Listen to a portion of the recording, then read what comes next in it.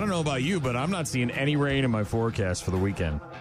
I thought there was a chance for it tomorrow. My daughter's going camping for the weekend. Yeah, I thought tomorrow night and maybe even on Sunday. Yeah, but it looks yeah. like we're going to stay pretty dry. Taking some camping preparations in case it does. But some swimming, fishing, paintball. They're going to do camping out at Fort McCoy, I think. All right. Good weekend for that. The temperatures will be agreeable. Oh, man. I might actually turn the central AC off. 70s After and today. lows of 50s, right? 50s on During the the overnight. yeah. I mean, when I came in this morning, it was 57. The high school right by my house, they got a big electric board out front that flashes the time and the temperature, and it said 57 degrees. It was at about 1:30 this morning. Lots to get to on a Friday. Doc, of course, NASCAR racing report. We'll talk to him just after 8 a.m. Thanks to County Materials in Holman and Eau Claire. We'll get to a new edition of Bad News with Happy Music at about 8:35. We'll let you know what's on TV this weekend, what's new in theaters. Click, click, click, click, click. Lots of clicking. Disclosure Day? Yeah. Yeah. That might be in the agenda on Sunday. It depends on how much real work we get done over the weekend. We got a busy weekend going on. So we've got 80s Fest. Too. We've got 80s Fest. We've got a parade on Sunday with the Grenadier Corps, and busy. I think I'm going to go to a art fair. I'm head of a farmer's market today, I think, and see what's out, what's ready at those. And yeah, I got some work to do in my house. Good weekend for it, though. It looks lovely. Yeah, Dry out a little bit. I got to mow the lawn, too, because that thing has been Everybody does. dumped on all this week. Every person does. Yeah, well, it got sunny in the afternoon yesterday, but we had a lot going on. And too much rain. But it was too wet out to good really. rain, but. Yeah, and the pavers have been ordered for my fire pits. I got to get them delivered to the house probably next week, and then Chuck and I are going to get in the backyard and make that fire pit a reality. Chuck, Bo Buck.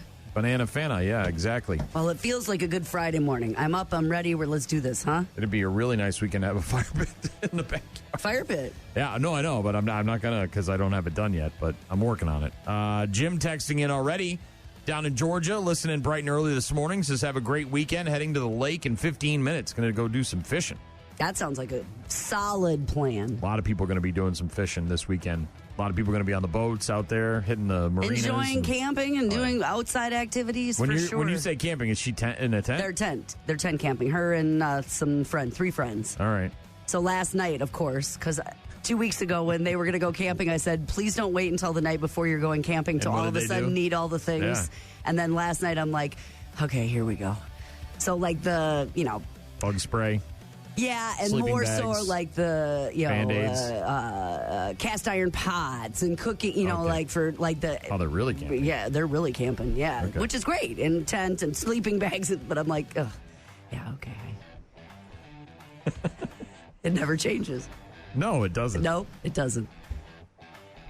You got to get them when they're young, Gene. Yeah, that is talk to any parent. It's not happening. Mom, I've got a school project due tomorrow. That is a lost cause. Dad, I need cupcakes tomorrow morning. Yeah, lost cause. You messed up. You done messed up, Gene. Oh, I'm not surprised, Mom, because they know Mom is going to take care of it. You coddled them too much. My parents would just let me fail. I got arrested on a Friday once, and my parents let me sit in jail till Monday. You ended up having such a wonderful relationship with them later in life. Well, they're both dead, so what do I care? But I'm just saying, sure, you can have a great relationship, but you also have kids who, know that you're going to just take care of it so they don't do any of the stuff themselves. Going camping tomorrow. Today. Right, Today is. Thanks to Mom. Yeah. If she really wanted to rough it, she'd just go out there with whatever she had. Wouldn't let Gene do all the work. Beartooth in a bit, rockmornings.com to get in touch with us. Rock Mornings with Brian and Gene on your rock station. False alarm. What is?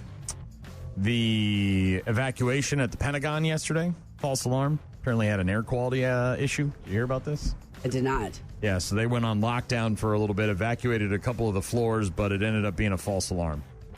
Part of the Pentagon under a shelter-in-place order during a hazardous materials incident yesterday. But reports say it was just a false alarm. Floors on lockdown, others evacuated. Pentagon spokesperson Sean Parnell said it stemmed from an air quality issue. Fire crews, hazardous materials team, all at the Pentagon assisting the Pentagon Force Protection Agency's hazmat team, making sure everything's good to go. Officials with the Pentagon releasing a statement saying that the occupants were notified of a potential air quality issue, prompting immediate precautionary safety measures and evaluation, yada, yada, yada. Subsequent testing, no hazard existing. And they were open for business by mid-afternoon. But, yeah, apparently they had an air quality issue. Not sure if somebody's really stinky poo in a bathroom caused that, or if some maybe chemicals, a faulty, cleaning chemicals, maybe some janitor made a bad gas mix. leak. I don't know. Bad mix of the floor cleaning stuff, whatever that is. Not quite sure. Another tourist got out of their car in Yellowstone, almost got gored by a bison. Bison? Yeah. This woman got a little too close, and the bison, I think, kind of gave her a little... Nudge? Not a nudge, but a little flinch. A little and show of a... She turned around and tried to run away and fell down flat on her face. Oh, she fell to the ground. Can you record it? Yeah, the Instagram account Torons of National Parks. Somebody posting the clip. A woman moving away from a large bison in Yellowstone right before the video starts. The animal had moved her way. She tried to run. Immediately, she's got some kind of like dress on or something. I don't know. She looks like she might be in a cult. And the dress got caught up. There's a bunch of... The other thing, too, is like, there's a bunch of cars that are trying to pass going in both directions. And she ends up, falling right in the middle of traffic. She could have not only gotten gored by the bull, she could have also gotten run over by vehicles. Now, they're not going that fast. Obviously, they're slowing down so they can see the bison, take pictures and video. But this idiot gets out of her car and gets a little too close for comfort and ends up biting the dust. Bison, by the way, injure more Yellowstone visitors than any other animal. And it's not because of the animal. It's because people get out of their cars and get too damn close to the animals. They tell you not to get close to them, and then these idiots get out of their car. Cars are close enough. The cars are close enough. Yeah, plenty close when you're enough. driving past, and they're right there. Good news from Wisconsin. Yay! The DMV and the DNR have teamed up. Not quite sure why this wasn't a thing already, but Wisconsin residents can now purchase an annual state park admission pass when you renew your vehicle registration through a new partnership between the DMV and the DNR. One-stop shopping for my state stuff? Yeah. I mean, I don't know why you wouldn't do more of this stuff when you're in a state building. I mean, it just seems logical. They're all the state licensing and permits and those kinds of things. So as long as I'm taking care of one, I'll take care of the other. And it doesn't have to be in person either. When renewing your registration online, drivers will have the option to add a state park pass to their purchase. Those who choose to buy the pass will make one payment and receive the pass, their vehicle registration stickers, and their certificate of registration all in the mail. I don't know enough about how you go about it. Maybe there's different things you have to prove, but couldn't you look into getting your fishing license and your deer tags and all you mean like all in one easy one-stop shopping? Yeah. You mean like a Walmart of state services? Yes. That'd be great. State leaders, by the way, say they soft launched the program on June 2nd, and nearly 5,000 people have already bought a state park pass when they renewed their registration. Sure. So in a week's time, they've already got a whole bunch of people taking advantage of this. So yeah, it seems like a great idea. They got to update that DMV website, by the way. That thing sucks. You go there and it's like, it feels like the computers when I was in high school, the programs that we were using. Yeah, you just need driver's license, social security number, and those kinds of things to do your... Which you need anyways. Which you have to have anyways if you're doing your DMV stuff. Federal authorities are investigating what appears to be a massive etching of the numbers 8647 in the grass on the National Mall. I'm sure you know what 8647 means. Yeah, etching in a grass? Yeah, so they don't know like what... clippers or... No, it's probably a chemical burn of some sort. Oh. That's what it looks like. I mean, obviously, they've got a service that mows this thing. I'm sure they're vetted and all these, they don't just have some guy out there doing it on the weekends. They've probably got a service and a company that does all of the monuments and national lawns and all that crap. But yeah, you can clearly see the 8, and it looks like a bunch of circles. It looks burned into the grass? Yeah, it looks like somebody had some kind of device because they're perfect circles. If you look at the 8, which you can clearly see, the 6, the 4, and the 7 are much harder to see in the grass. The 6 and the 7 are a little bit better than the 4. But anyways, 8647 on the grass in the National Mall. Live webcam footage from on top of the Washington Monument as of yesterday afternoon showing the markings. At approximately 11:30 a.m., U.S. Park Police responding to a report of vandalism on the west lawn of the Washington Monument. The number is 8647 marked in the grass. The cause of the discoloration not yet determined. Samples have been collected for testing. The investigation is ongoing. And this is obviously the kill the president stuff, 8647. That or oust him, I think, or whatever it is. Yeah, throw out. Yeah, but yeah, I see it now. Just in time for the 250 celebration this weekend. And The Rock. You smell what The Rock is cooking. Had a testicular cancer scare. We just talked about actor Tyler Mane, who played Sabretooth in the X-Men film, the original X-Men movie from way back in the early 2000s. Also played Michael Myers in the Rob Zombie Halloween movies. He developed breast cancer, and because he detected it early, he's got a good chance of success. And it sounds like his wife was hounding him. He noticed some differences, whether that was a lump or some dimpling, a rash in that area. Those are signs, and wants to talk about it because of its rarity and have guys be more aware of it. And now The Rock is doing the same with testicular cancer. Yeah, well, The Rock, unlike Tyler Mane, didn't talk to his wife. Apparently, he was concerned and didn't want to worry her about it, but he noticed a lump when he was, inspecting himself. After he saw a doctor and got an ultrasound, he finally got his diagnosis. He ended up with epididymitis, inflammation of the tube behind the testicle, treated with antibiotics. But says, hey, this is, it could have been a different outcome, and because I was talking about having to deal with the pain and the stress while on stage at a press event for the upcoming Jumanji movie, Open World. He said, I had to live with that for these 24 hours, not knowing, and I had to be on all day, joking around, making speeches. Didn't even tell his wife, apparently, because he didn't want her to worry before he knew what it was. But again, this is a reminder to check yourself out, have yourself checked out, don't hide these things, bring them out in the open. You know, we know. Ask your doctor. We know all too well about the prostate cancer and how beneficial it is to detect something like that early. Doctor conversation. But yeah, The Rock, Dwayne Johnson, talking about a possible testicular cancer that ended up being something else that's treated by antibiotics. What? No, that's good. I'm just thinking of holding that information in, finding something, and then not wanting to talk to your doctor about that. You've got to make the phone call. Well, he did the right thing, right? Yes. He got in, got it seen, got a scan, and waited to get the results before maybe telling somebody. But just not finding that and then being like, okay, I'm going to ignore that. I'm not going to tell anybody. I'm not going to alert a doctor. I'm just going to ignore that. Just got a text from Roxy, said, Happy Friday, Brian and Gene. Look what Michelle had on Facebook, Gene. Is this her friend that's supposed to be the bug expert? She's got all these caterpillars that you had. She has the monarch caterpillars. Yeah. I'm in search of my cocoons, chrysalises. So you still haven't, no luck? I don't know where they went to. Man, with all that stuff going on in your backyard, Dude, they're they gone. left. They are I gone. know. They wanted nothing to do with your yard. I'm very afraid that they did. Way to go, Gene. You killed a bunch of butterflies. I didn't. They just escaped. Thank you, Roxy, for the text. Appreciate that. I bet we've got some somewhere. I'm sure we've got that wild overgrowth there in the back. If you have milkweeds, you very much might. We'll get to sports in a couple of minutes. RockMornings.com if you want to get in touch with us like Roxy did. Rock Mornings with Brian and Gene. Find them online at rockmornings.com. Carolina's going to take a 3-2 lead back to Vegas.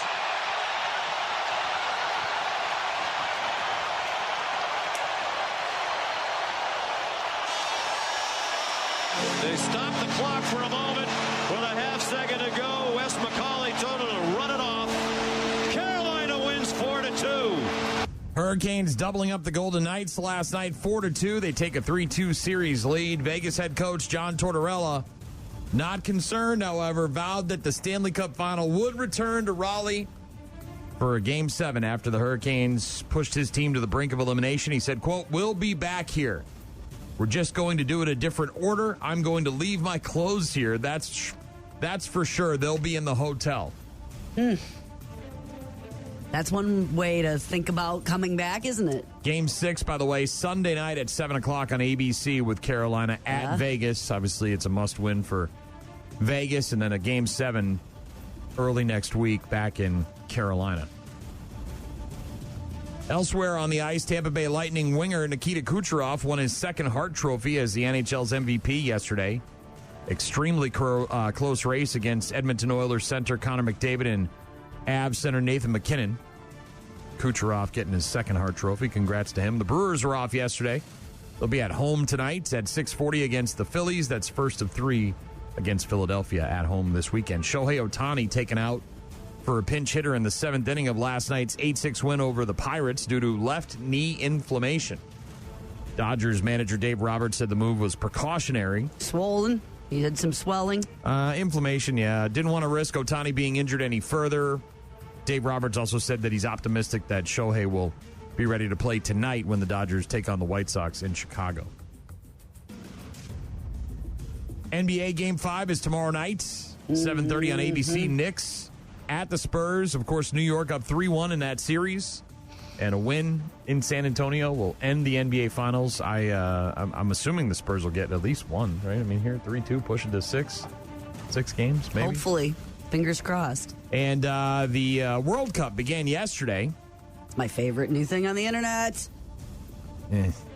It's cute. The things are cute with the people from Germany, but I don't care about not Germany, just all of the driving and, yes. I'm in the Chattahoochee River, the one where he's like tubing or whatever. That was hilarious. World Cup, though, began yesterday. Today,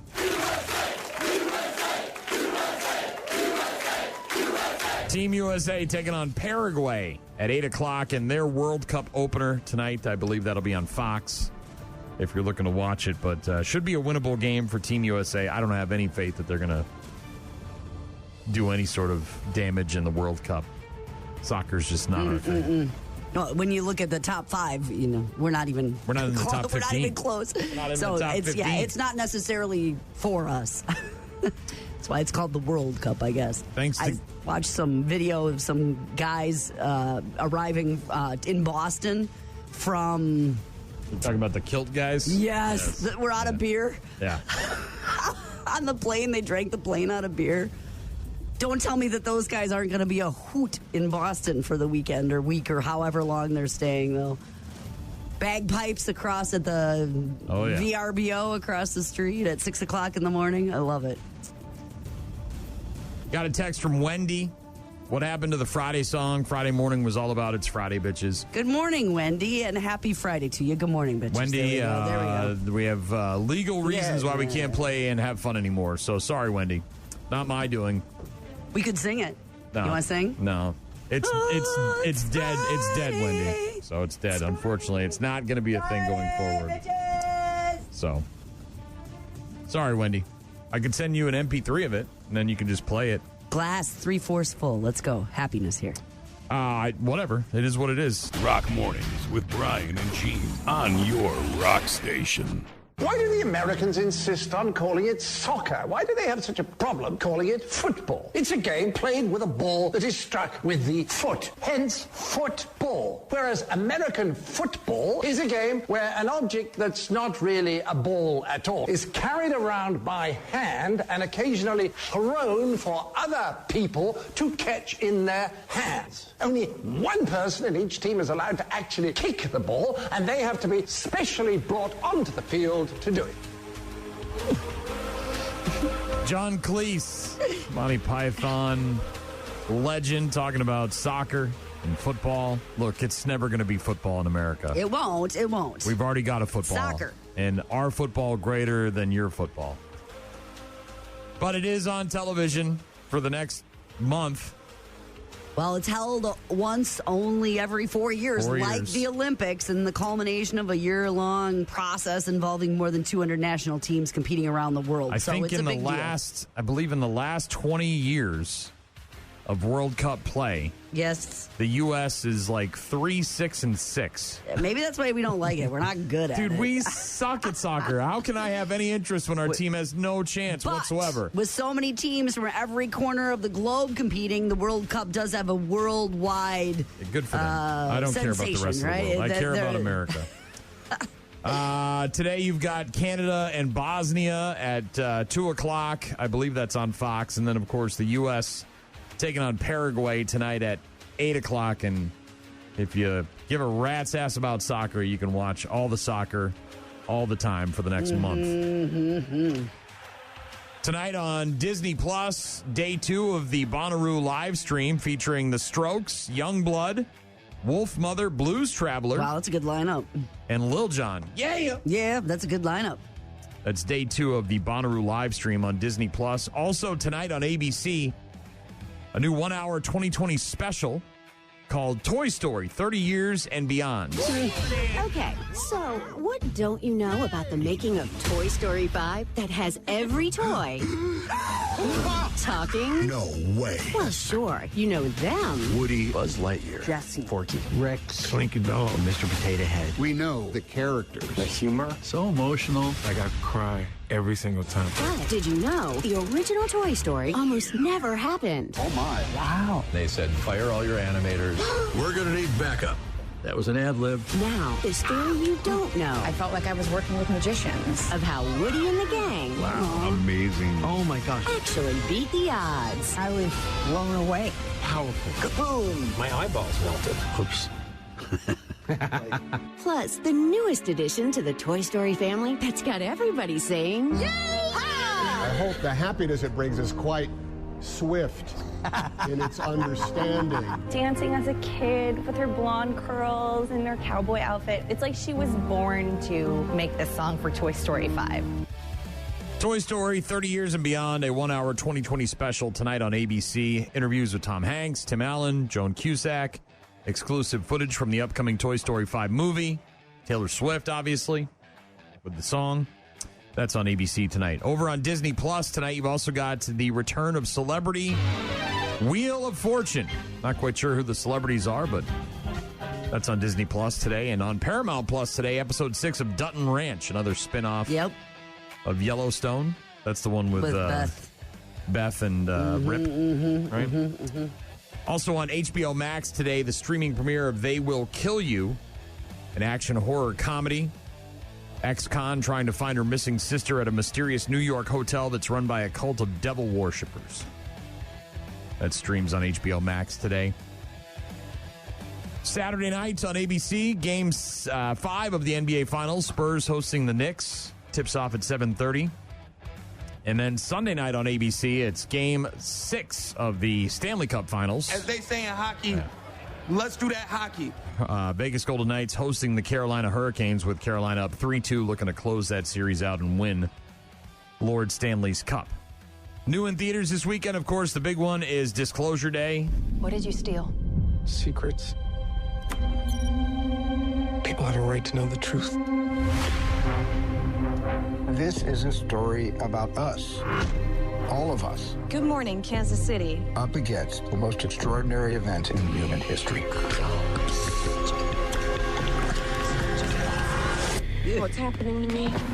I'm frightened. I'm frightened out of my wits. You don't need to be. You have someone else. Daniel Kellner. Who is this? Do not go back to the house. They found you. I don't know who you are, but they're gonna kill you. The human race cannot accept what we know.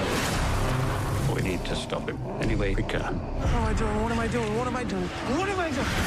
Disclosure Day, PG-13, starring Josh O'Connor from The Crown as a cybersecurity expert who wants to reveal proof that aliens exist. He teams up with a weather girl played by Emily Blunt, who suddenly develops bizarre powers, starts speaking in the alien language while she's on television. Like, he can see stuff too, right? Or like he's... I don't know if he can see stuff. He feels it, or there's some... He's I think connected it's her somehow. that's got her... She's got the weird connected to the alien vibe.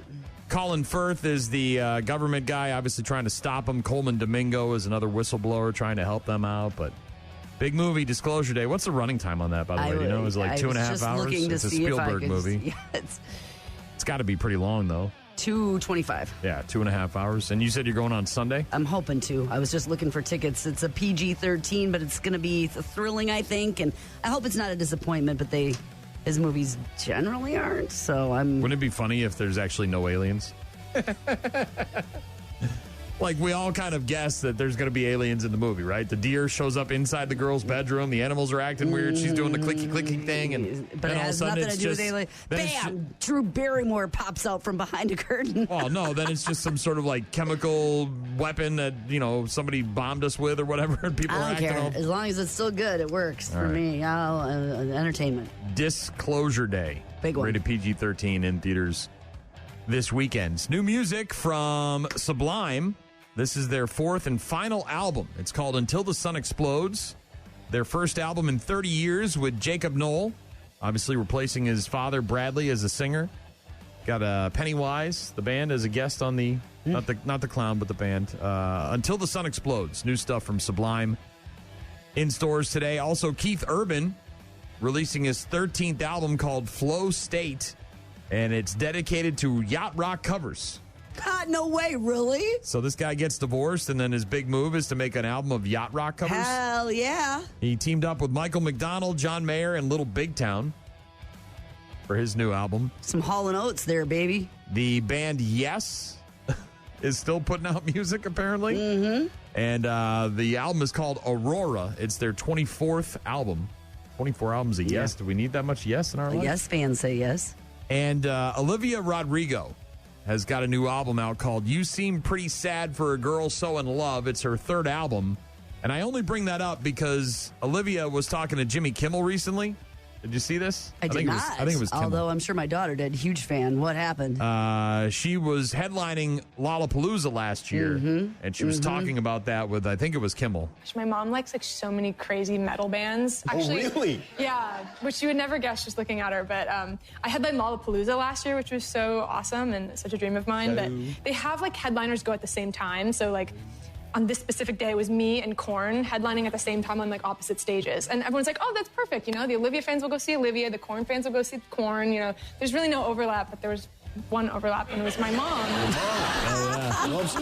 My mom skipped my show to go see Korn. Hell yeah, she did. That's fun. Olivia Rodrigo playing the same time as Korn at Lollapalooza last year, and her mom, who's probably seen enough Olivia Rodrigo shows. I banked a few. I can take one off. Went and saw Korn instead. Oh, well, while I'm here. I see you all the time, honey. Well, and honey, how many of these, I see you all the time. How many of these shows are you going to be at where you have, I'm guessing mom probably has some special access, right? Opportunity to go over there. And right. And I'm Olivia's Korn, mother. And if I wanted to see Korn in a different setting, I'd have to go by myself or figure that out, right? I wouldn't. Probably got a badge and the security, clearance. New album from Olivia Rodrigo today, her third album, and her mom apparently would rather watch Korn. That's great. Tony texted in, said, if you haven't seen the Celebrity Wheel of Fortune episode with Paris Hilton's mom, you must YouTube it. It's epic. Is it because she's really stupid? I'm guessing that's what it is. All of her answers were dumb. That makes for fun watching, though. I don't know. I watched that, and okay, the first one is kind of funny, but then the rest of it's just sad. It's like watching Man on the Street interviews where they ask people, can you name 2 states or what's the capital? And you watch 2 or 3 people fail, and then you're like, I've seen enough. I can't do this anymore. I think it's the At Whatever podcast. Or, I can't remember the name. Does that all the time? Well, they bring in these people, and a lot of them are idiots, and they're the future of our country. What are we doing? So this was a whole family who's answering badly? Is that? Well, he said it's a Celebrity Wheel of Fortune episode with Paris Hilton's mom, so we got to apparently go and watch that. Boy. Thank you. Okay. Roxy sending in the picture of the caterpillars that her friend Michelle had in her yard. I said that yours had left your space because you got some fence stuff going on back there, and they were big enough. Apparently, that's what they do. They leave. They go 10 to 30 feet away and make their cocoons. Roxy said maybe they just moved. Yeah, to somebody else's yard where there's that's what they do. Less they people go doing fence stuff. Thank you, Tony. I'll check that out. Also got a text from Wendy wondering what happened to the Friday song. Kyle said it's Friday, bitches. Express yourselves. It was actually enjoy yourselves. Although if you want to express, Kyle, are we here to stop him? No. No, we just can't. We don't. Company won't let us play it anymore. So sorry. Thank you though. Appreciate that. I don't have any plans to go to the theater this weekend. We went and saw that Back Rooms, which, again, was from like a store in Appleton, apparently. That's kind of where it originated, the YouTube series, before it became a movie. And it's still making a ton of money at the box office. So we went and saw that a couple of weeks ago. And, again, surprised to see so many children in the theater. Yeah, because it's a 4chan thing. Because it's a internet YouTube thing. And apparently this guy had it is a weird, creepy sort of thing when you think about it. If you've ever been in a really big, empty office building, and most of them don't look like the back rooms, obviously, where there's chairs coming out of the wall and there's all these different hallways and different shapes. And I mean, most buildings that are old, empty office spaces, it's very, very, very, very square, right? Everything's just kind of the same as opposed to these different looks, but unsettling. Yes. But you never know what's around the corner, and you hear noises, and yeah. You didn't go watch that. I did not, but wasn't the trailer for Disclosure Day in that at the end of that? It may have been. We didn't.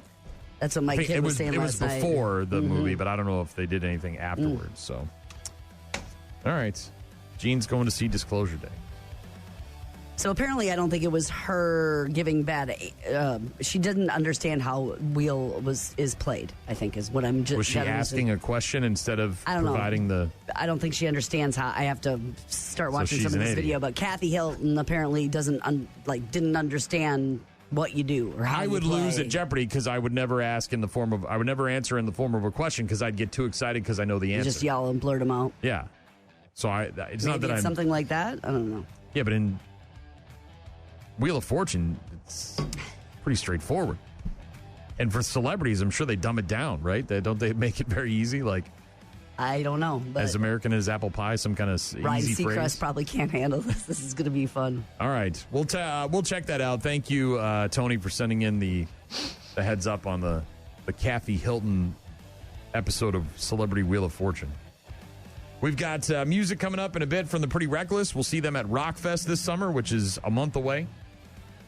FYI. Already talking about campers and tickets. I saw your plans. Who's going where and who's doing what. So, yeah, looking forward to that. Rock Mornings with Brian and Gene. Find them online at rockmornings.com. Rockfest tunage from the Pretty Reckless.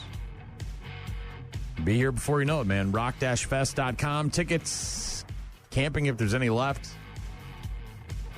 All the info on what you can and can't bring. All that stuff. I talked to somebody the other day who was very excited because they were going to go for a day. That's all they could, make work with their schedule. But they were going for the very first time, and they were going to go on Saturday, and she was stoked. I was talking to some people in the Grenadier Corps last night about they were going to see Offspring. They had just gotten their tickets. I said, cool. Also same, first time? I don't know if first time, but they were excited to be going to see Offspring. Yeah. That's apparently their favorite band, so... Lots of people going to Rockfest. Going to be busy. Looking forward to it. About a month from now. Limp Bizkit, Hatebreed, all that stuff. This happened in Canada, British Columbia. A couple reuniting with their missing dog 4 days after a serious car crash. It's kind of crazy how it went down. So a woman and her husband, dog named Daisy in the back of the truck, right in the back seat, going for a ride. They get hit by a pickup truck while they're driving. Go in the ditch. And they roll over. And the dog's missing. Can't find the dog. Got spooked, obviously. Airbags deployed. Minor injuries. The woman, the wife, before she even took care of herself, was out of the car and searching for the dog, right? Because they're sort of in a wooded area. And looked for a little while, and then eventually the EMTs and police and everybody responded, showed up, and they said, hey, look, we got to get you to a hospital. We got to go and make sure your injuries are fine and all that stuff. So they go to the hospital. They get checked out. Everything's good. They get released the next day. While they were in the hospital, there was actually volunteers that were out searching for something else, and they heard Not Daisy? Yeah. While responding to another call, a local member of an all-volunteer central search and rescue team asked the Royal Canadian Mounted Police about the sirens he had heard earlier, which was the police and the first responders going to this car crash. Yeah. And was told about the two cars that had rolled over on the highway. Rescue member Forrest Kellerman got home looked up some more information on Jordan and Daisy, the husband and wife who crashed, and saw that they were missing an Australian Shepherd and decided, you know what? I'm going to go out there and see what I can do. The next day, went out there, spent a few hours searching around the crash site looking for the dog. The day after that, they met up with a couple more people. The wife and the husband ended up going back out. Day so they got released, yes. After people they bringing us food, satellite links, everything imaginable. Like volunteers were coming out of the woodworks, complete strangers. It was so emotional. And on the fourth day, the wife, Tracy, felt compelled to go look for Daisy again. And instead of searching the area around the crash, they went to the crash site where the truck was still there. And guess who was in the truck? The truck was still sitting there. on Wow. sitting on the passenger seat. Daisy, the dog. There's pictures, by the way, of Daisy sitting there, eyes wide. I can't believe they found me. I can't believe you weren't looking here. Why didn't you start here? Yeah. Volunteers, search and rescue teams, locals helping search everywhere in and around the crash site, and then they eventually found the dog when they went right back to where the actual crash occurred. He was sitting on the passenger seat of the wrecked car just waiting. Daisy, the Australian Shepherd. Beautiful dog, by the way. I'm sure. Those are gorgeous dogs. 4 days, though, of searching for this dog up there in British Columbia. Columbia. A volunteer team, it sounds like people rallied around that, which is wonderful. Yeah. Very cool to see that. Drones. I'm surprised they didn't have heat drones and all of that other stuff. They were probably working towards that, I'm guessing. We have worked hand in hand with the Children's Miracle Network for years, and we see every single year the impact that people's donations have when it comes to the Children's Miracle Network. We're talking about babies a lot of time that are born premature and are the size of a cell phone, about the weight of a cell phone, these tiny little diapers that look like they go on Barbie dolls that they're using. The giraffe machine, which keeps these babies alive in the NICU. We know how expensive and important those things are. And we also know the impact that can have on the rest of the family. Obviously, mom and dad, but there might be little brothers and sisters as well. Grandparents, the whole extended family. This is so cool. There is a group of NICU nurses in Connecticut who created a children's coloring book to help the younger siblings, the other brothers and sisters of these kids, these babies that are in the NICU. Maybe not be afraid of all the tubes and the wires and the things. To get better acquainted with what's happening and what these things are in a very childlike, understandable way. The book explains the NICU environment in a gentle, age-appropriate way. Yep. Instead of coming in with all the wires and the tubes and the beeping and the sounds and the lights and the don't know what's going on and machinery. Scary. And mom and dad are upset or at least, stressed out. High emotions. I can tell that. Allows the kids to draw pictures or write messages for their hospitalized siblings. The project's goal is to ease the anxiety and strengthen the emotional bonds for families while they are premature babies receive treatment in the NICU. We realized that whether a sibling lives 10 hours away or 10 minutes away, they're having the same experience of not getting to meet their baby sibling. Right here would be a baby on CPAP. So to have the sibling see the baby on CPAP first. It was really about introducing these things without scaring them, because it can be scary to see a lot of this equipment. We included some pages where they can actually draw pictures of themselves for things that they enjoy, and they can hang them up on the walls in the NICU. We included pages where they can draw pictures of themselves or things that they enjoy, and then they can hang them on the walls. It's awesome. Of the NICU. Because it's something that they're doing. They're comfortable with coloring. They get to see some of the stuff. They can write messages. It's like those, and I won't remember the name of them right now, but the video camera, Angel Eyes, I believe. Yeah, Angel Eyes. Where they put a video camera. Keep watch on them 24 hours a day, yeah. When the infant is in the NICU, and then at home, siblings or grandparents or whatever can also watch and see the baby and maybe, understand what's going on a little bit more before they're there in person, or if they can't be there in person, they can at least see and try to connect that way. So very cool program. Very cool. Started by some NICU nurses in Connecticut, making these coloring books for siblings. Speaking of, I was at a CMN event yesterday for lunch, and some hero families were there for this year's Radiothon, and CMN, and I want to shout out to the Root family. They were there with both of their daughters. One of them, nice. is a hero, and she's walking, dude. like walking around. Well, like walking around. When that becomes a thing after not being a thing, it's probably like, I mean, this is what I'm doing now. Like October when we saw her at the Radiothon, not walking, now walking. Like they were chasing her around. It was great to see. But it was inspirational, and they're doing good. So hi to the Root family. Rock Mornings with Brian and Gene. Start your day with Rock Mornings. Let's go, girls. Are you familiar with the difficult woman movement? No. I thought for sure you'd know about this one. I don't think so. Maybe it's not such a movement after all.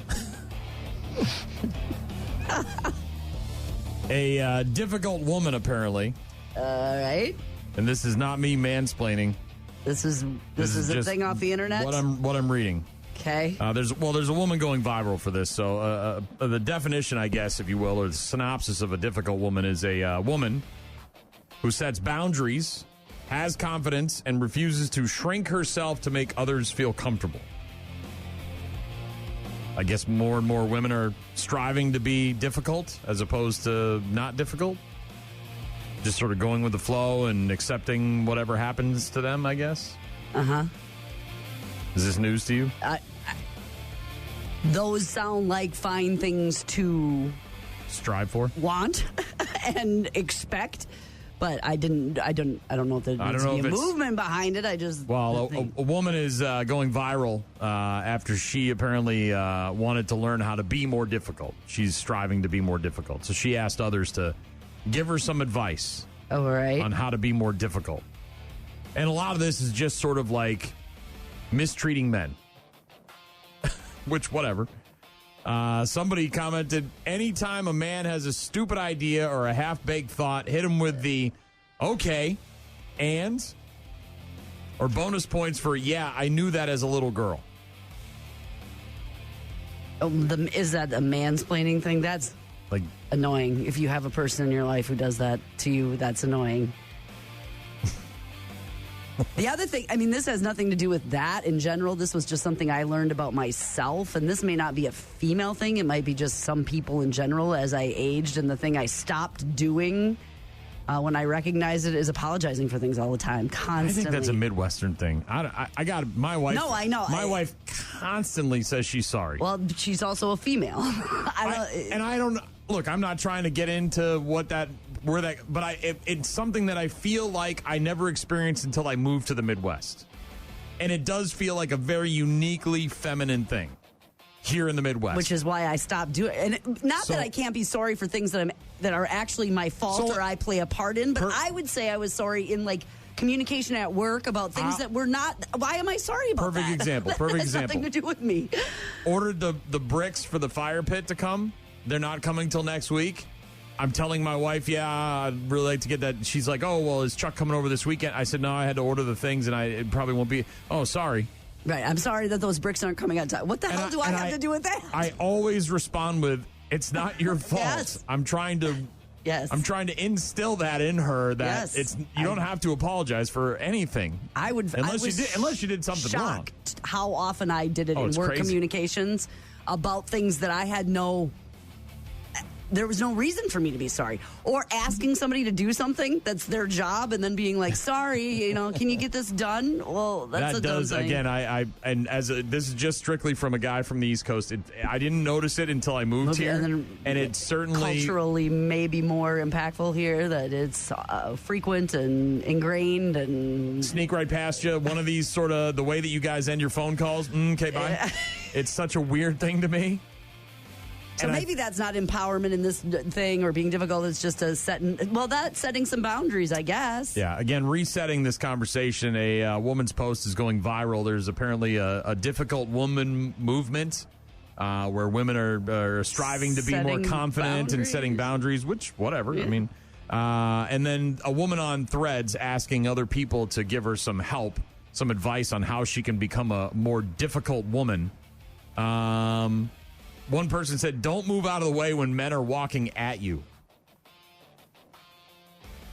Well, somebody's got to move. Is that something that happens on the sidewalk?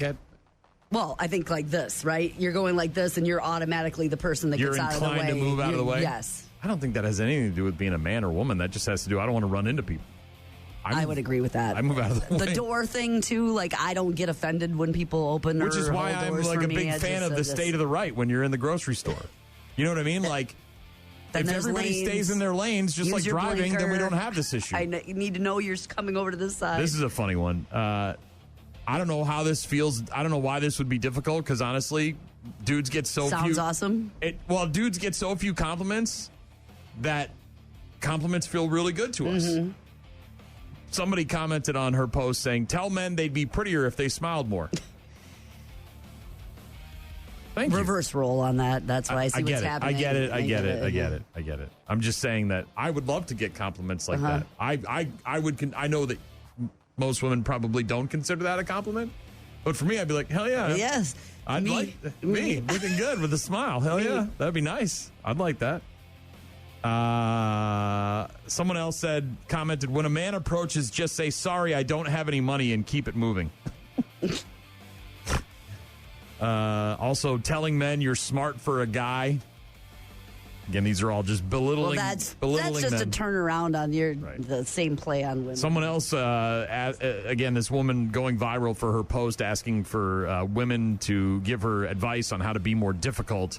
This one is, this is a good way to end any conversation. Is this just to get out of a conversation? This is for a woman. No, for a woman, I feel like this is, unless you're around other women who want to talk about this, I feel like if you're in any kind of conversation and you bring up, is this a power play? Yeah. Just talk about your period anywhere and everywhere. Yes, right. And then if you want to get out of the conversation, is 100 tampons. When a man complains, say, "You've got this, mama." Then someone also responded, "Agree with a man's compliment of you. They hate that." We don't, actually. I don't know. You're getting bad advice. Yep. Men hate when you agree. Like if I say, "Hey, Gene, you look really nice today," and then you say, "Thanks, I do look really nice." I hate that because you have confidence, or you feel like you look good today, or whatever. Because I'm repeating you. I wouldn't. I don't understand the mentality there. Say it. Well, you don't look good today. That's not what you're. No, we're role playing. Let's try. I mean, okay, you look like Gene. You look fine, but we're erasing the board. There's nothing extra special happening here that requires a compliment. Let me see if I can find something over here. You can just go vague. Let's just start over and pretend that just like, hey, like pretend I walked in and you just saw me for the first time. It's very nice to see you. You showed up kind of on time today. It wasn't bad. Thanks. Thank you for noticing I showed up. Agreeing with a man's compliment of you, they hate that apparently. Someone else said, interrupt annoying men when they're speaking. I think that could be for anybody, obviously. Yes, agreed. Or just leave. I don't like to talk to anybody that's annoying. I'm out of here, bro. I just, no. Is that where I drop period? Period. Someone else said, make no a complete sentence. Make it your new motto. Stop taking others' feelings, likes, and tastes into consideration. Cook the meals you like. Dress for yourself. Get the pink flamingos. Are people not doing that? I mean, aren't we all yay women and body positivity and all that crap? I'm lost on some of that, but okay. Well, anyways, a woman going viral for asking for advice on how to be a more difficult woman. Or more confident, I guess, in some regards. That's where the sorry thing came in for me. That was an age thing. I got to a certain age, and I'm like, this is dumb. That sorry thing is definitely a female Midwesterner thing. In my book, in my experience, I should say. Maybe. I'm not arguing because I fit both of those things. So all the time, constantly with the sorry. And I'm always, it's not your fault. You didn't do anything. Just literally, man, the weather sucks today. Yeah, sorry, honey. And maybe that's for a lack of, I don't know what else to say. I don't know. It requires an actual conscious change of behavior to get rid of it, though. It's so ingrained. Well, I think that's for any kind of tick or crutch that you have when you're speaking. Difficult women, Gene, they're out there. You could start over one more time, Mike. I'm just walking in for the morning. Hey, Bri, how's it going? Hey, what's up? I'm not compliment guy. You're asking the wrong guy. You look exactly the same as you did yesterday. There's nothing new. That's not There's nothing to compliment. You're fine. You don't look worse than you did yesterday. How's that? You don't look worse than you did. Is Thanks.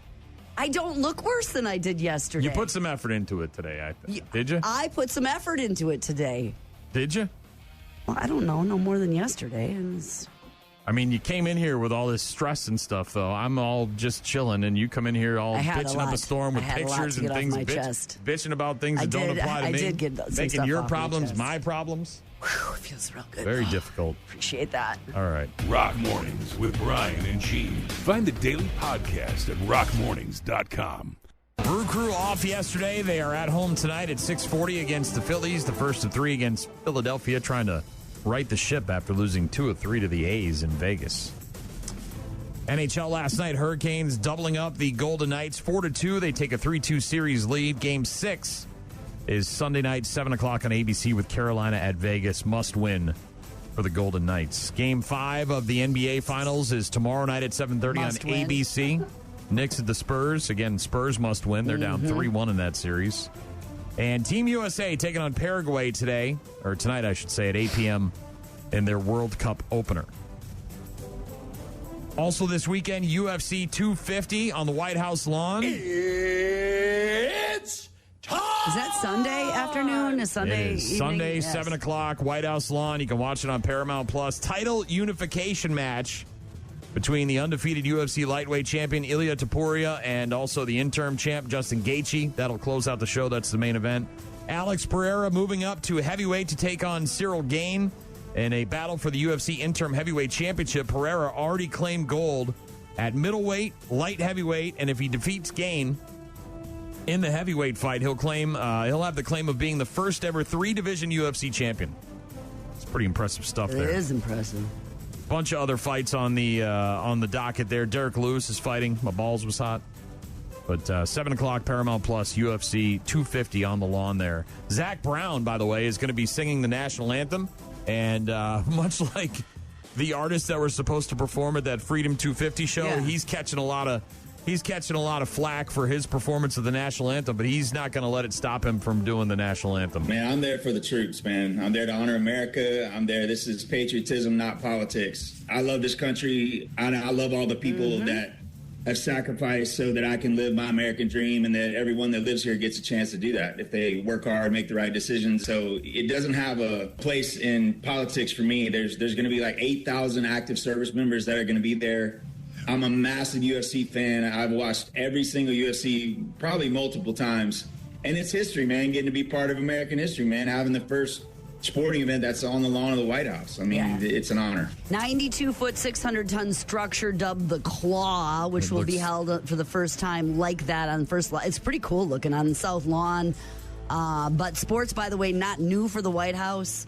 Lots of, while albeit smaller, more like horseshoes or those kinds of tournaments, tennis tournaments, wrestling. Apparently, Theodore Roosevelt was really into boxing and would have boxing matches. And so it's not new necessarily. It's just in a larger scale. But we got to be mad, Gene. Got to be mad about everything.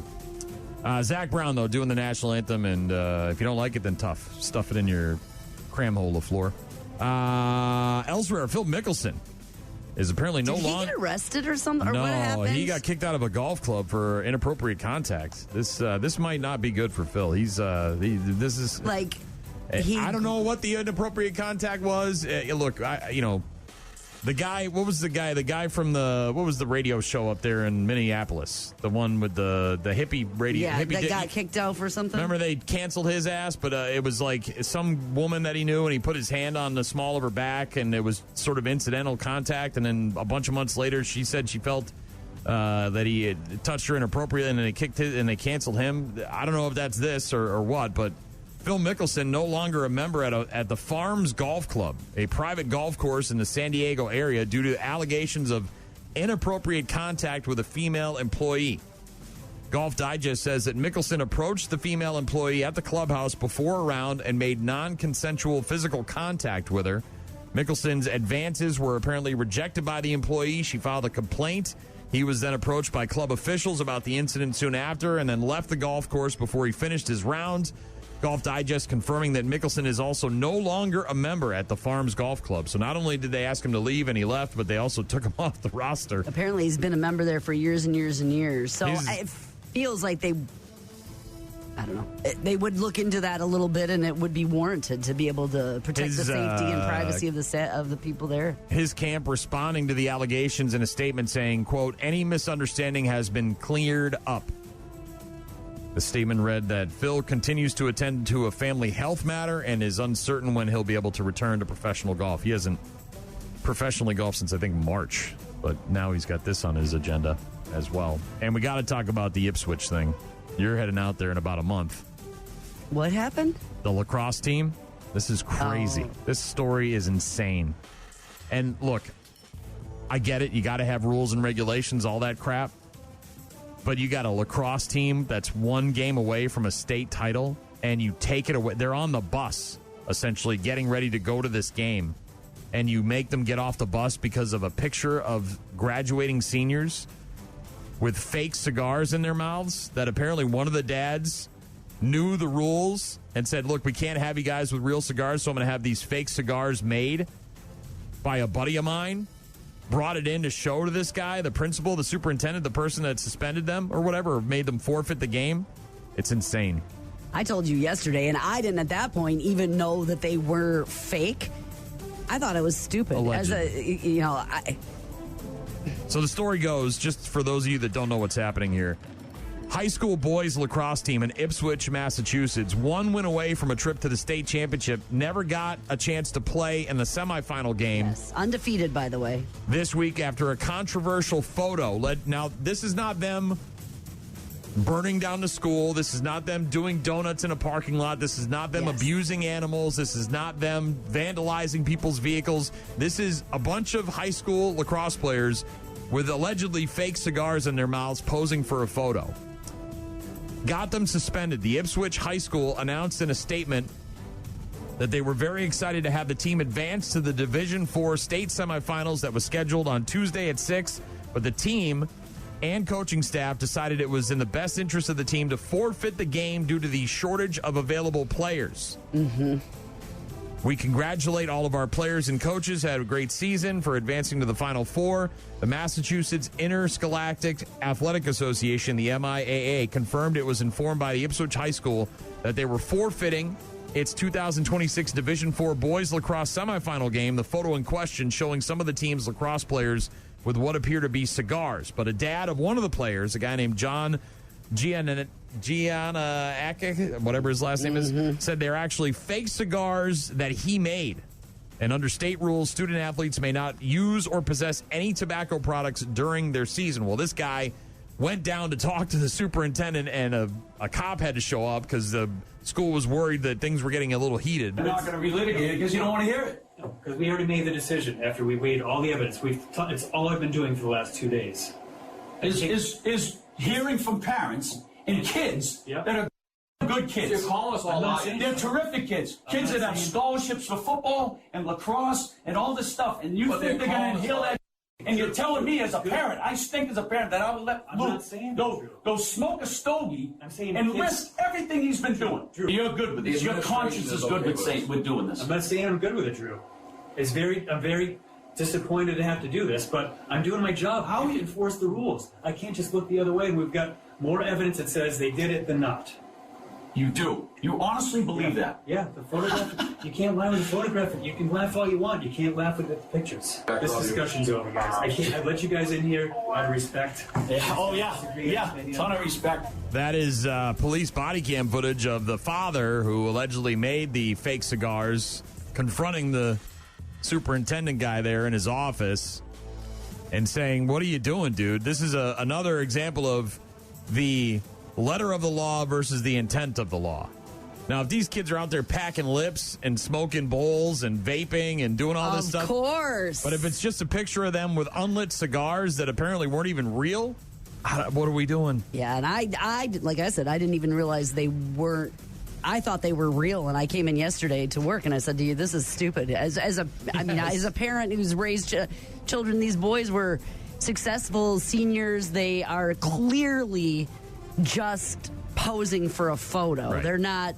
Dude this bros isn't a doing party. dude bro lacrosse this bro isn't stuff. them No. being caught. Not drinking, not doing I intravenous have drugs. been a parent at school where people have been kicked off of teams because there's evidence they were at a party and they were consuming, and it happens because that's breaking the rules. This is a photo op with unlit cigars. To me, it's a non-issue completely. These are 18-year-old people also, right? The cusp of adulthood. So they're and right so much there. riding on the line, as the father said, there's probably going to be scouts there, and there's their future. And they were undefeated, and there was a real chance that they would. Yeah, it's just I understand that there's rules by the governing body of the state, but it feels like this is just an overreach. Intent to the law versus they're wearing their graduation gown. I mean, this was clearly graduation night with the cigars at the. It wasn't.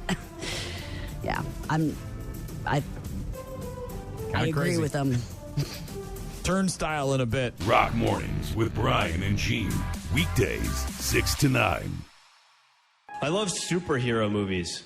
I saw that Superman Returns. I don't want to ruin it, but he returns, and there's a scene in Superman Returns where Superman gets shot in the face at point-blank range. The bullet bounces off his eye. The guy sitting next to me in the theater goes, "Yeah, right." Like, that's where it all came apart for him, right? Like, he's sitting there the whole movie like, I could see this guy flying around. And I could see him being from Krypton. A bullet off the eye? No way. Come on. You ain't fooling me, Hollywood. Superman Day. That is comedian Jordan Rubin talking about Superman.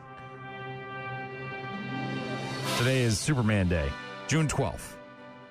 It's also National Jerky Day. Look, Jerky, I don't need to talk to you. Different kind of jerky, actual beef jerky. The meat, the jerky. Which costs a lot of money. Mm-hmm.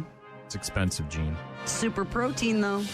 It's also Democracy Day, apparently. International Falafel Day. National Peanut Butter Cookie Day. Is that the ones with the fork? Right? You make the fork impressions? Mm-hmm, mm-hmm. But Superman Day, along with Jerky Day, National Peanut Butter Cookie Day, Falafel Day, and Democracy Day.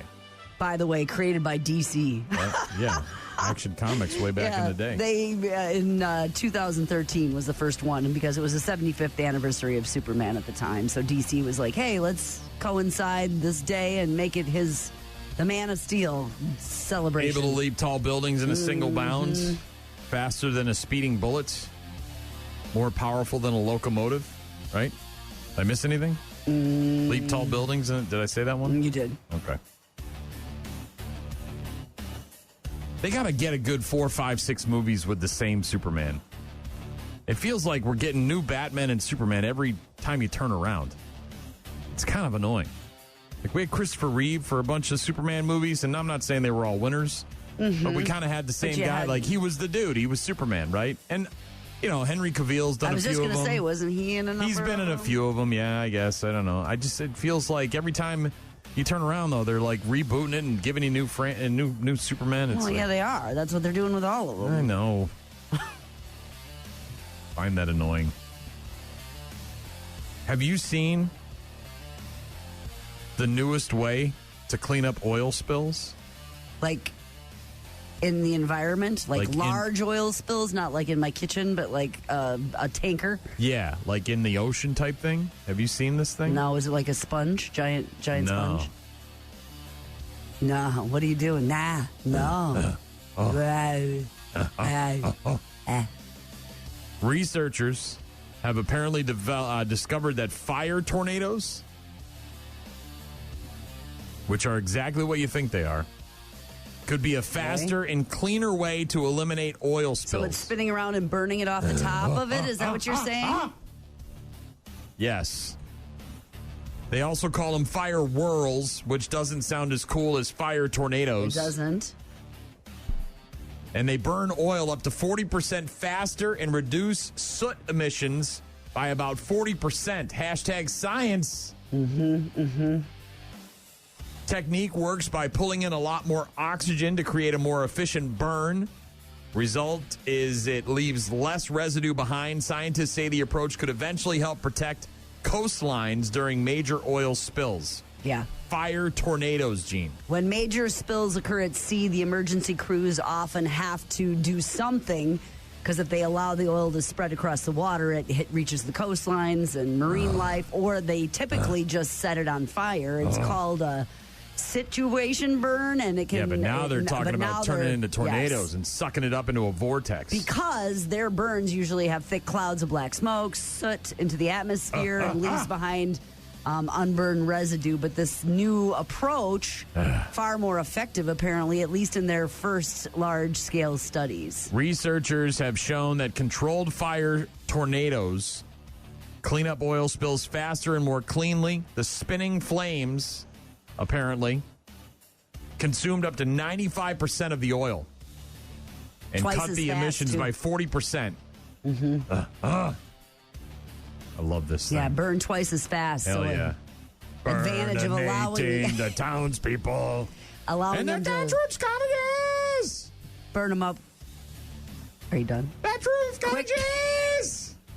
Quicker, so they I can't wait. I'm so have excited. less chance to spread. I'm one step closer to using my birthday gift that I got, my flamethrower. I know that when you get this fire pit done, is this I one told of the Jimmy, videos? I told Freddie, the guys they went in together and got me a flamethrower.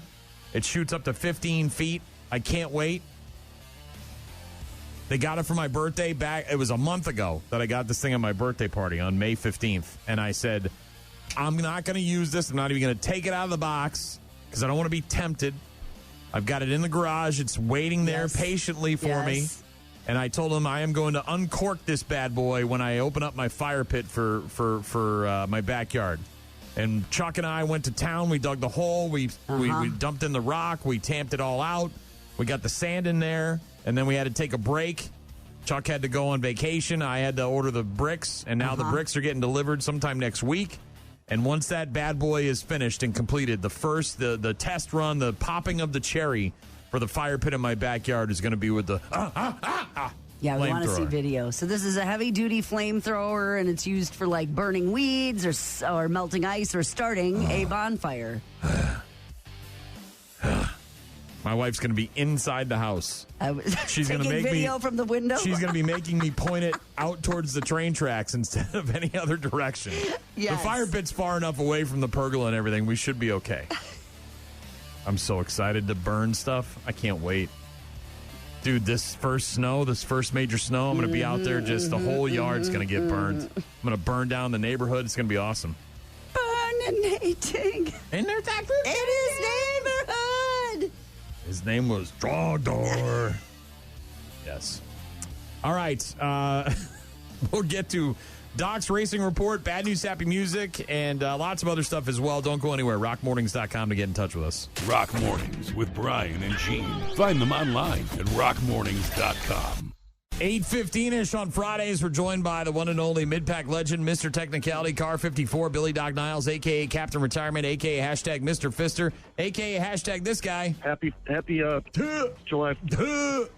It's happy 4th of July, and it's in like 2 weeks. Hashtag this guy. I'm kind of anal. That's what all the guys at the campground say about you. Hashtag this guy. You're getting a thrill by listening to Bill. Every single time, Bill. Hashtag this guy. He gets to stay on the box. Hell yeah, he does. This week, well, maybe. Yeah, so definitely on Sunday. Hashtag this guy. Going to have to come from the back. That's exactly where I'm coming from. Hashtag this guy. Going to be a big one for them. That's what she said, Gene. Hashtag this guy. He could be coming from your backyard. Again, just coming from all the back places. Hashtag this guy. A lot of beating and banging. That sounds like a good weekend in that new camper of yours. Hashtag this guy. Nothing says you can't slip one in without saying anything. Phil Mickelson, I don't know, man. Maybe that's how Doc broke in that camper finally. I got word that it actually happened. We finally got a christening. Yeah. Hashtag this guy. First day with the new tongue. Practice, practice, practice. Hashtag this guy. God damn, I'm going too fast. Doc, nobody ever. Hashtag this guy. He sees her. He doesn't have time to turn away from her. Blasts her in the rear end. And again, coming from that back place. Hashtag this guy. I do this in the truck every week, too, you know. Sneaky new favorite. Sneaky new favorite. Does that in the truck all the time. Hashtag this guy. Whoa, what am I touching here? Whoa, what are you touching here, Doc? Well, I am scratching my head again this week, trying to figure out how in the hell I lived so long, not knowing that those were guitars and not spaceships. Yeah. Idiot. Yeah, that's...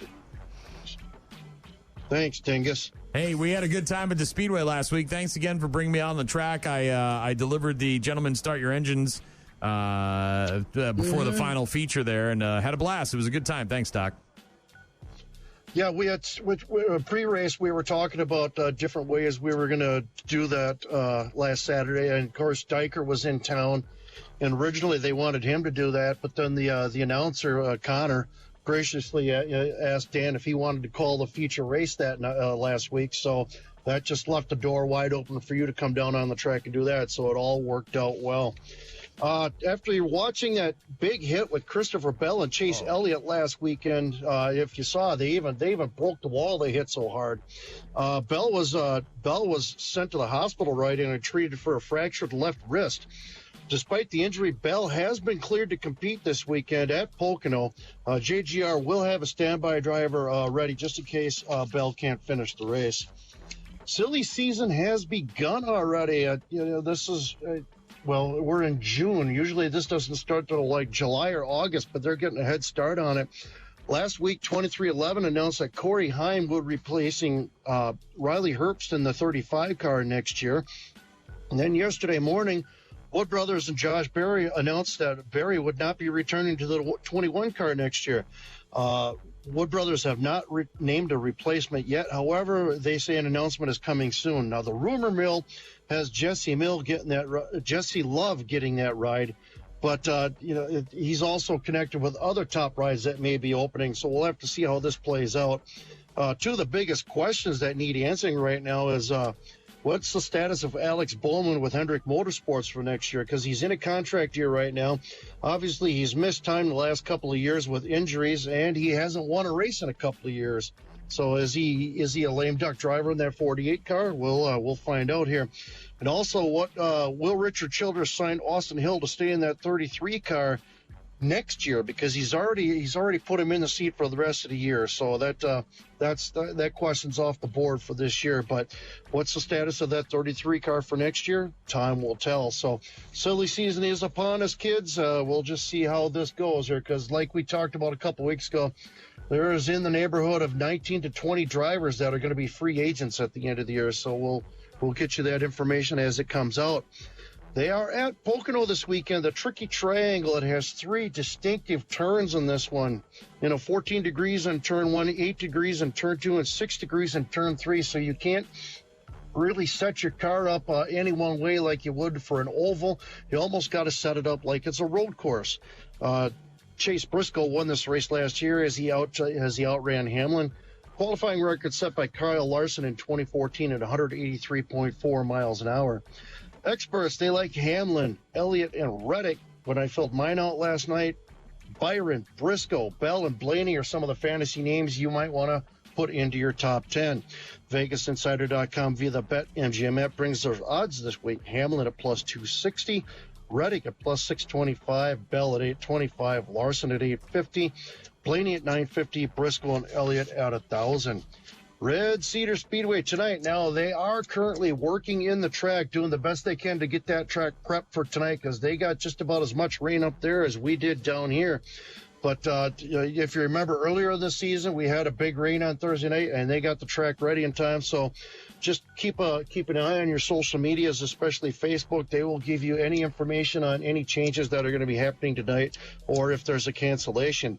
But tonight at Red Cedar Speedway, it is Heroes Night. All police, fire, EMS, and first responders admitted free. Plus, there'll be a meet and greet with all the local heroes from 5 till 6:45 tonight. Midwest Mods, Street Stocks, Super Stocks, the Red Cedar Hornets. Plus, there'll be powder puff races. The ladies will be getting behind the wheel. And after all the races are over, they'll be doing street drags. So get signed up for those. Gates open at 5 p.m., practice at 6 p.m., first green flag at 7. Like I said, keep an eye on your socials, especially Facebook. They'll let you know if there will be any changes. Tomorrow night, La Crosse Fairgrounds Speedway. It is fan photograph autograph night. Get to the races early, as all cars from all divisions will be lined up on the front stretch. The first 500 fans through the gates will receive a Collector's 2026 driver's poster. Late model Sportsman, Hornets, 6-shooters, minivans, and the drive-through novelty race are all going to be happening tomorrow night. Now, what they do with the fan photo deal is you get there, gates open at 5:15, right around 5:30, between 5:30 and 5:45. They'll be opening up the gates, and you can roam the front stretch. Check out your favorite drivers. Most of them have pictures, or you can get pictures with them, get their autographs on their collector's poster. And a lot of drivers have giveaways. Some got the bowl of candy. Others got stuff like bikes to give away. So check out all the drivers on the front stretch tomorrow night. Gates at 5:15. Like we said, fan photo somewhere between 5:30 and 5:45. First green flag drops at 7 p.m. Now, remember, race fans, wherever you're at in the country, it's going to be a great weekend. Take your family out this weekend and support a great local short track. Doc's Race Report has been brought to you by our friends at County Materials on Empire Street in Holman and by County Materials on Menominee Street in Eau Claire. That's two great County Materials locations celebrating 80 years of serving Western Wisconsin.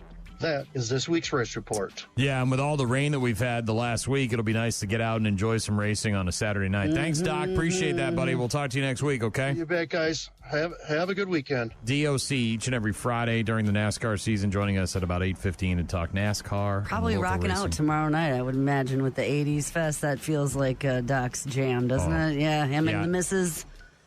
Probably run into him in red over there. Looking forward to that. Thanks again, Doc. We'll get to our bad news with happy music, and we'll do that next. Rock Mornings with Brian and Gene. More from Brian and Gene is coming up. Can I have everyone's attention? There's news.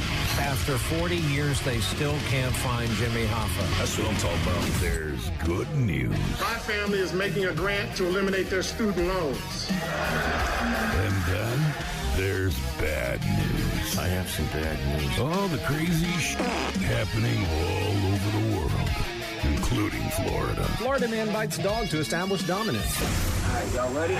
Every weekday morning at about 8:35, Brian and Gene hook your ass up. It's bad news. Bad news. With happy music. Happy, happy, happy. Brought to you by Dahl Toyota. Here we go. Some slaughter as we get ready for tomorrow night at Maple Grove Venues in West Salem, 80s Fest. Slaughter stepping up, taking the place of Vince Neil, who can't make it. So Mark Slaughter sliding right in. He's going to be smooth up in you. I know, different band, but still. Stephen Pierce, your rat. Sebastian Bach. I'm so amped for him. I love Skid Row.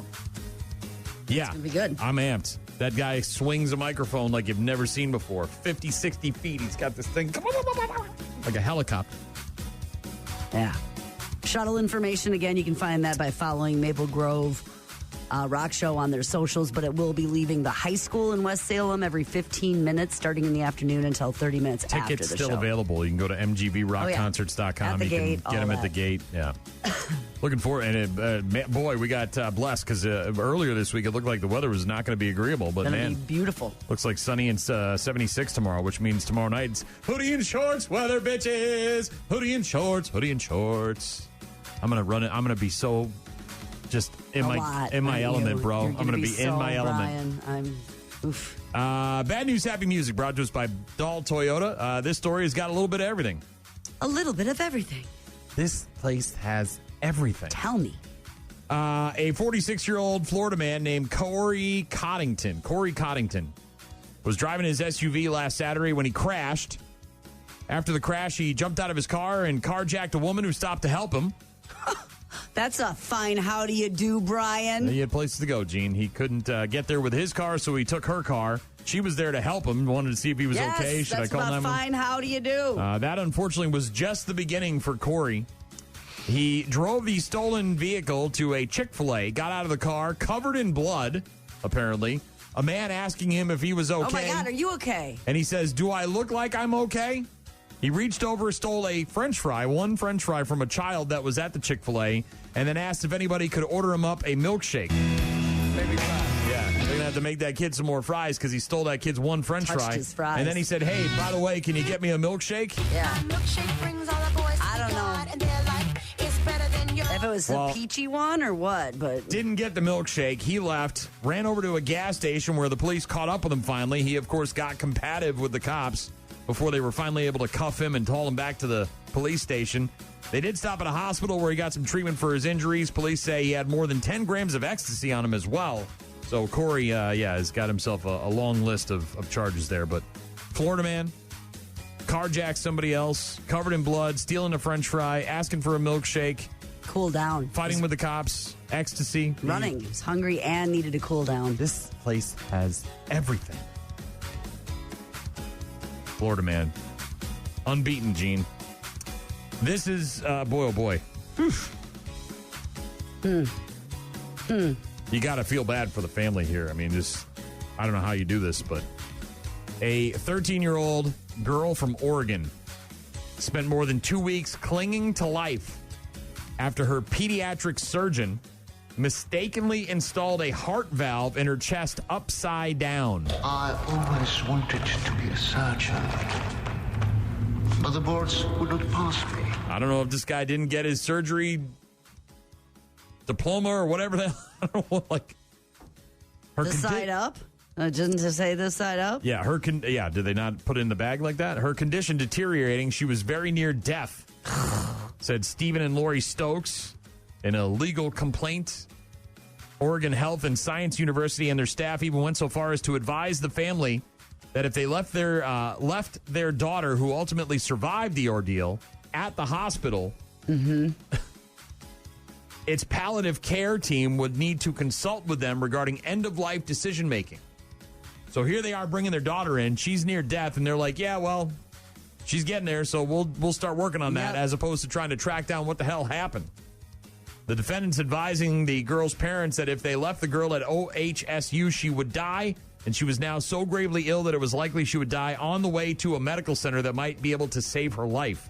How is it even just found that it was in backwards then if she's still alive? Their daughter needed open heart surgery in August of last year for the purpose of implanting a mechanical mitral valve in her heart. The doctor who performed the surgery, Dr. Ashik Maralula, who is the head of the pediatric and congenital cardiac surgery department, intentionally stopped the girl's heart and she was put on cardiac bypass. By the end of the surgery, this guy and his team unable to restart her heart and take her off the cardiac bypass, so they put her on a EMO, some sort of membrane oxygenation machine, a system mechanically pumping her blood to her heart-lung through a heart-lung machine and reoxygenating the blood and all this stuff. Yeah, and apparently got really, really sick because this guy installed the valves wrong in her heart. And he sounds like he's the head of the pediatric cardiac the whole department, though. He probably knows his stuff. So what? Apparently didn't know his stuff. What messed happened? Up. What happened? This guy messed up. Hey, like a surgeon. Messed up. It's not a thing. The family are suing the hospital and the doctor, claiming he negligently implanted the prosthetic mitral valve in their daughter's heart upside down and almost caused her to die. Well, someone did. Someone put it in upside down. So, yeah they've got a...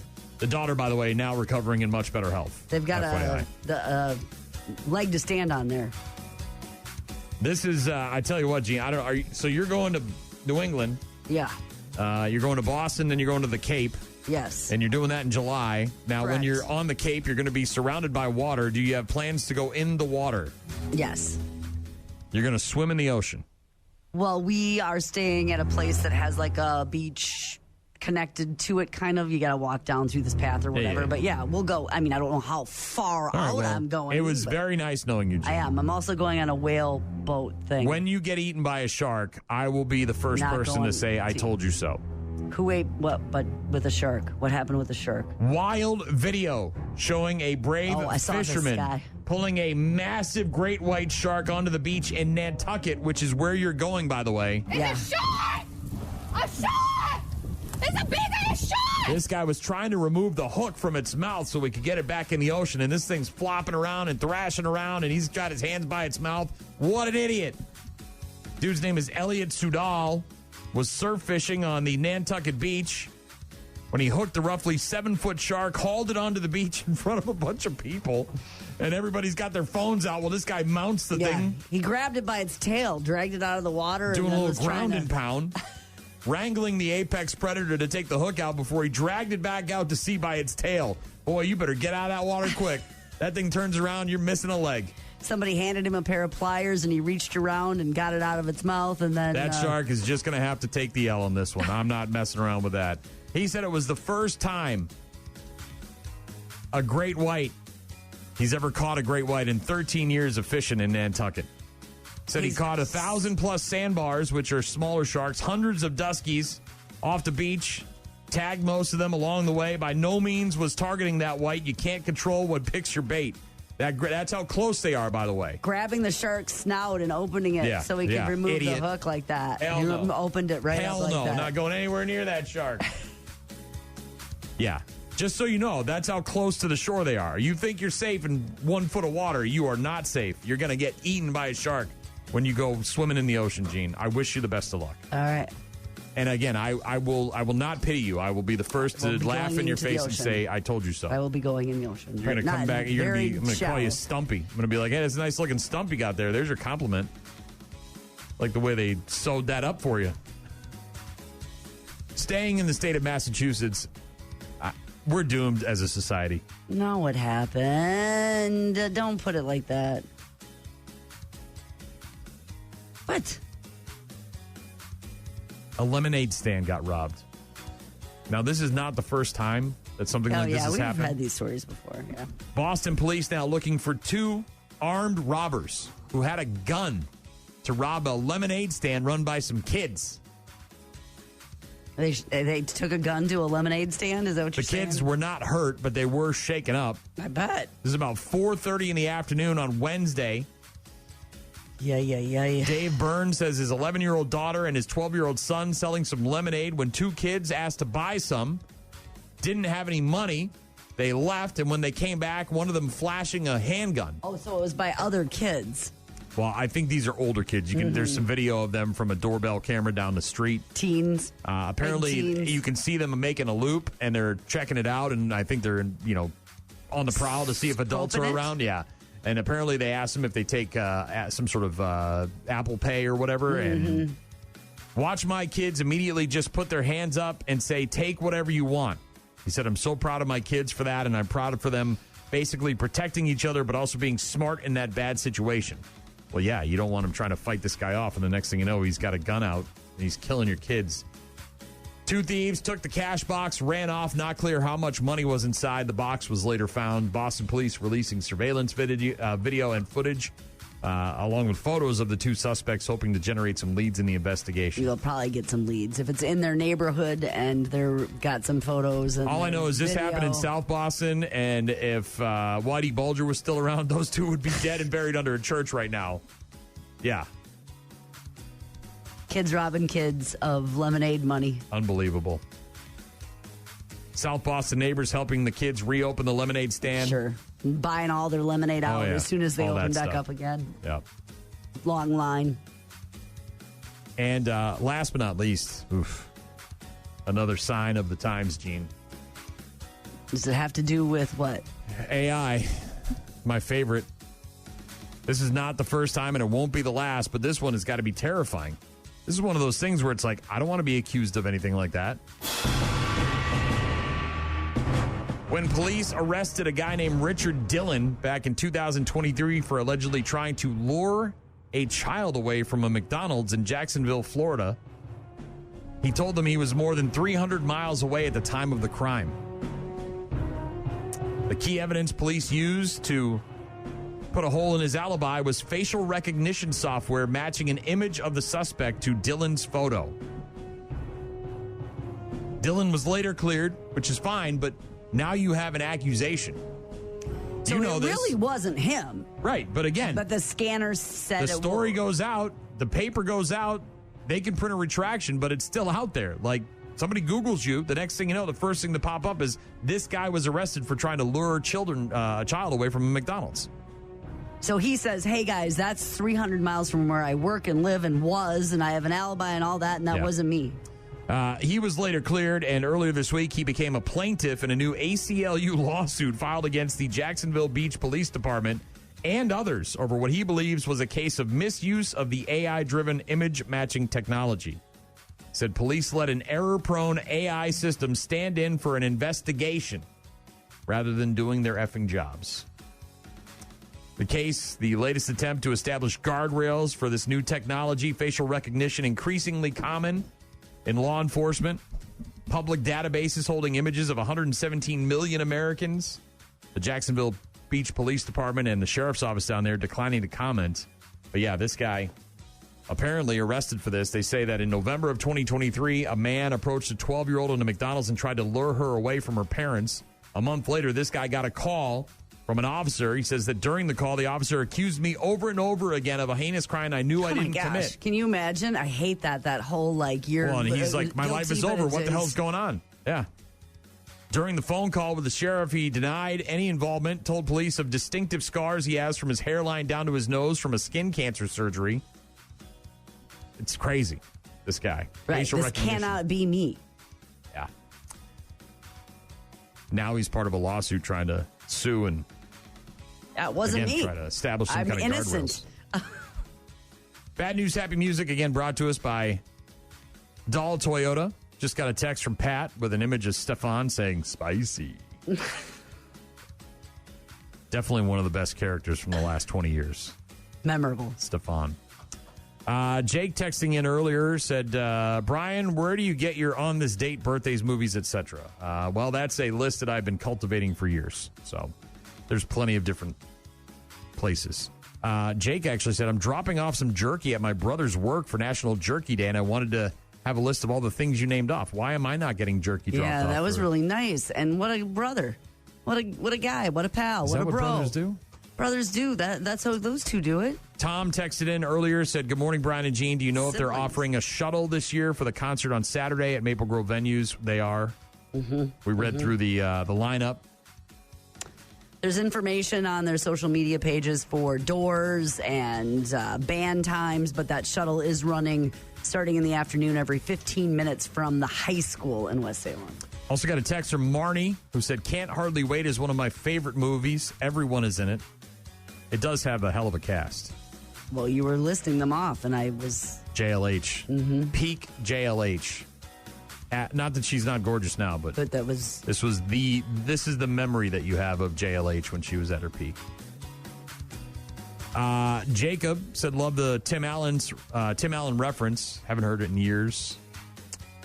Roxy texting in about her friends, Michelle, who has some of those caterpillars in her backyard that you had, but then you let them get away. They you left. Didn't protect them. They went to go be cocooned somewhere else. Thank you very much. Tony letting us know that if we hadn't seen the Celebrity Wheel of Fortune episode with Paris Hilton's mom, we should watch it. We did watch a little bit of it. She just doesn't know what's going on, which is not shocking. Well, she's in the clip I watched. She's at the final puzzle, right, where you get the RSTNLE and then you pick three other letters and a consonant or a vowel. And they've already turned all the letters over. Then they give you whatever it is, the 10 or 15 seconds. She's picking the ones that are already turned. And then she's asking for more letters as opposed to trying to solve the puzzle.